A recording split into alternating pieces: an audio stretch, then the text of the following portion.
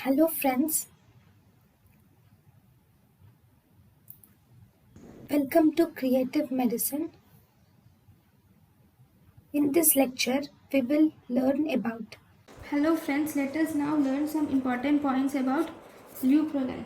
What is leuprolide? Leuprolide is GnRH agonist which is used in the treatment of men with prostate cancer. It is used in the treatment of men with prostate cancer.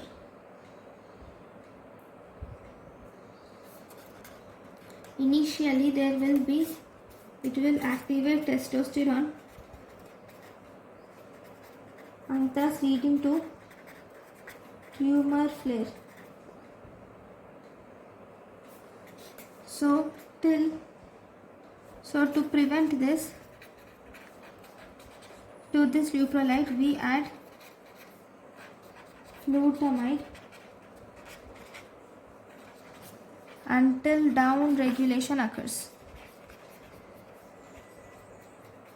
Okay. Thank you for watching. Thank you and thank you for watching.